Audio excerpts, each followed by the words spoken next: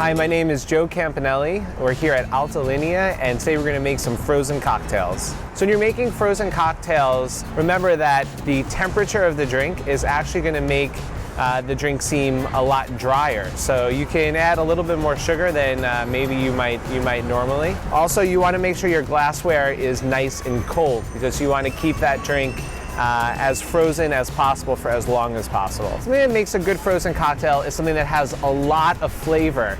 The cold temperature actually numbs your palate a little bit, so you need something that's going to burst out of the glass that's going to be very, very flavorful in order to compensate for that. So we're going to make two frozen cocktails today. The first is called a Scropino. Scropino is a traditional Venetian cocktail that historically was served as a palate cleanser between courses in a very long, elaborate meal in Venice. The traditional Venetian Scropino is usually just Prosecco and lemon sorbet, sometimes with a little bit of vodka. We're going to make my version of that. So you start with 1 ounce of vodka. The brand of vodka really doesn't matter, trade secret. And then 1 ounce of limoncello.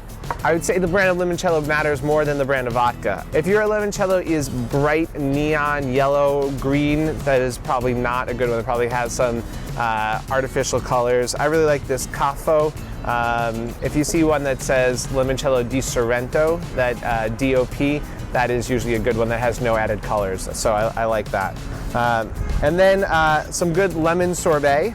So I'm just going to use my bar spoon, but because I have it handy. But feel free to use a more traditional ice cream scooper or spoon. 1 scoop. In the typical Italian style, you don't really need to overthink it too much. And so I'm just going to break it up a little bit with my whisk. And then add a little Prosecco. The Prosecco will still keep its bubbles and certainly its flavor. What is important is to soften your sorbet first, and then just pour it from the bowl into your glass, and there's a nice slushy consistency. We garnish with a fresh lemon. You can also do mint, which gives a nice color contrast.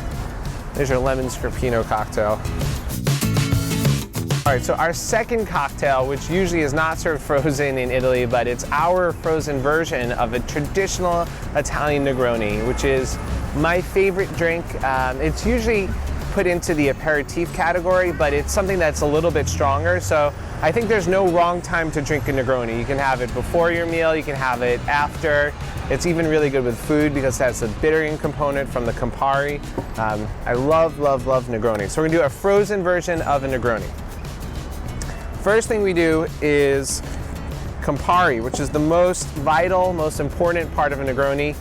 As long as you have the Campari, you can switch out any brand of vermouth or any brand of gin.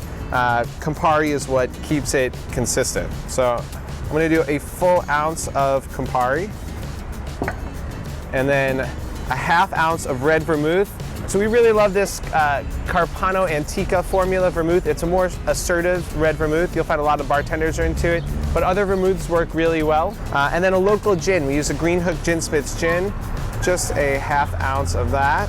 And here at Alta Linea, we work with a really delicious, you can order this for dessert. It is a Campari grapefruit sorbet, but if you just want to use regular old grapefruit sorbet, that works well too.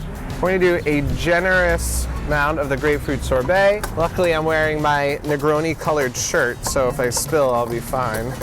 You want to break these up as much as possible. It doesn't have to be perfect. That is the frozen Negroni. You can even top it with a little bit more Campari. Thanks so much for watching and learning how to make frozen cocktails here at Alta Linea.